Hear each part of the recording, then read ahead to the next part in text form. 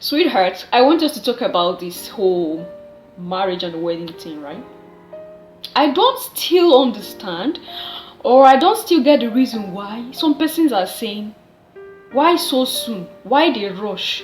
Like, I saw some videos and it was like, why they rush? I think about 2, 3 videos. Why they rush? Why they rush? And all these things is women that are saying these things, not even a guy. It's a woman that is saying, women, sorry, that are saying these things. What is why they rush? Do you think, or do we think it's everybody that is into this wedding gown things, going to share card to everybody, trying to invite heaven and earth to come and sit down, trying to do this, trying to do that? It's not everybody. See, when I tell you that I respect Wodemaya and I respect Trudy, I am not mixing words, sweetheart. These persons are examples to us Africans. These persons are persons that are really preserving our culture.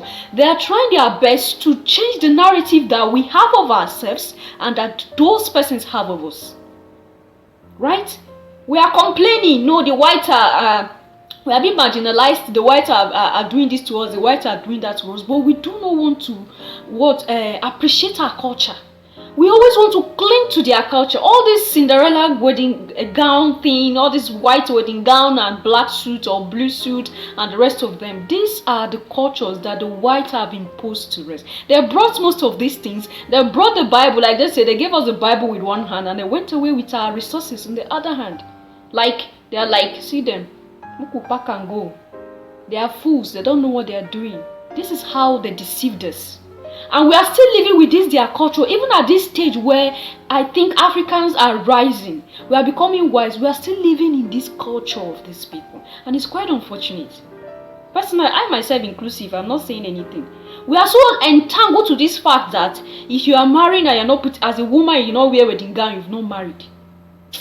I tell you, I think I was telling somebody this morning, I was like, I would have, but that money I spend on all those things, I wouldn't have done it. If I can turn back time, right? I wouldn't have done all those things. We end up wasting money unnecessarily. We end up just sometimes let people not say we do not have the money for this thing, and it's because of women like this. Yeah, it's because of women like us that come out to say why they rush. Is something going on? They are beginning to perceive what is not there. Yeah, maybe something is issue. Why would they rush the thing? Maybe there's something they are trying to cover so that people will not see. Sweetheart, and we are Africans. I keep saying this thing, oh. We have not learned to love ourselves, Africans, oh. Because I don't see the reason why you keep thinking that there must be a negative motive to the behavior or the actions of someone. Why are we so negative? Why can't we be positive with ourselves? You know, when you see somebody doing something that is wrong, support the person. If you cannot give in cash, you give in kind. With Wodemaya, whether we take it or leave it, he is the preserver of African culture. Just look at the agbada he was wearing. In short, they dressed on the road. I was just laughing throughout and I was happy as well. And some persons are still saying, if this marriage is true, why is it that Wodemaya mother was not there? Why is it that this and that? Why is it that and this? See, do they need the whole world to have a marriage? What is marriage? Marriage is a union between, I think, when we talk about marriage, it's 3 persons that are needed. 3 persons that are needed in marriage. 1, the man, who is the husband.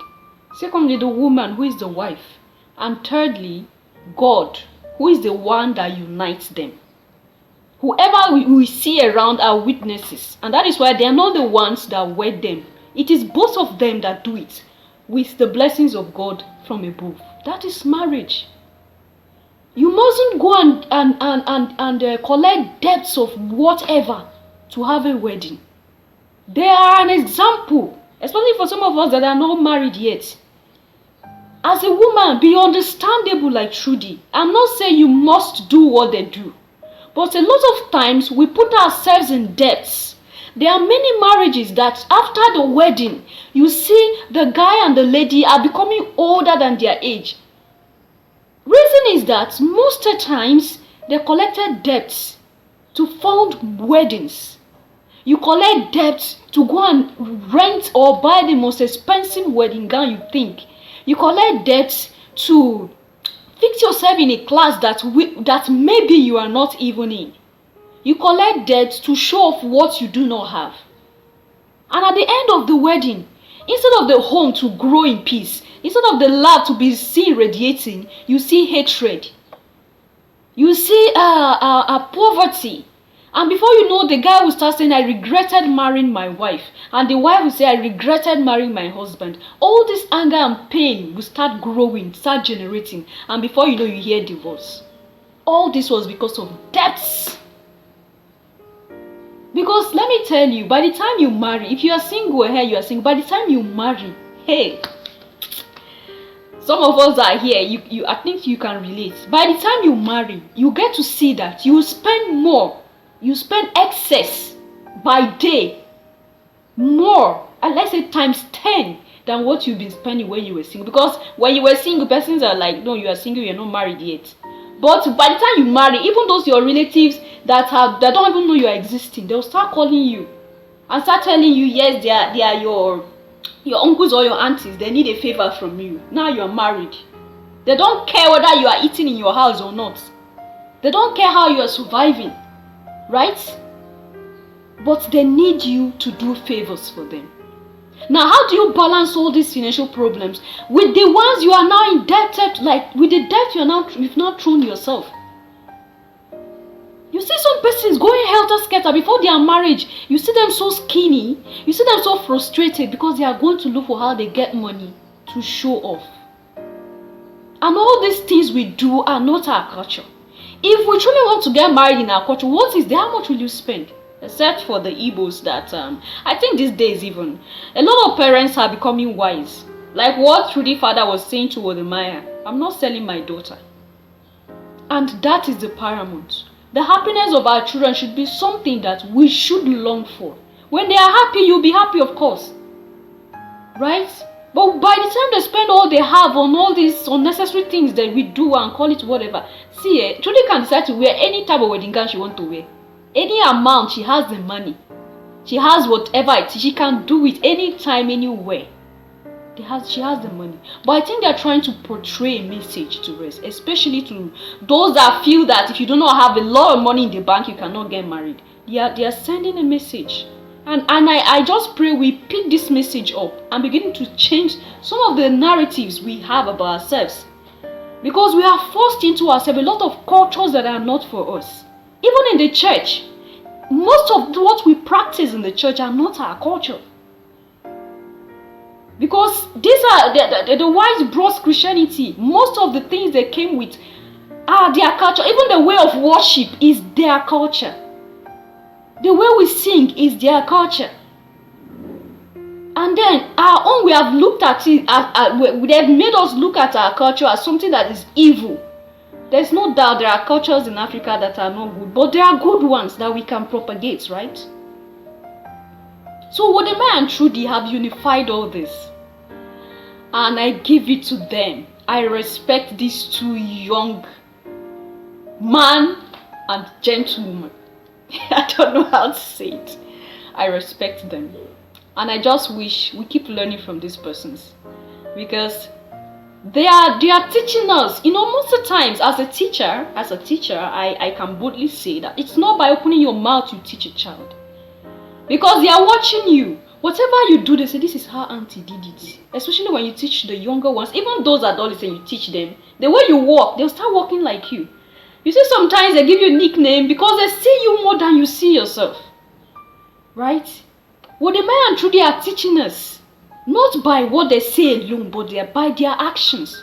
They are trying everything possible to unite us. True Maya is official. And that is the joy that I have. Right? And I don't know. I just feel like singing for them. If we can just, some of us might know this song. You can sing with me, right? I might not know the words all together, but let's just go. That they may love one another. We pray, oh Lord, that they may live in peace and harmony. That they may live to see their children, Trudy and Wodemaya, that they may see Christ Jesus as the head of their home, that in their home peace may dwell within, that in their home the homeless may find home through thee and Wodemaya.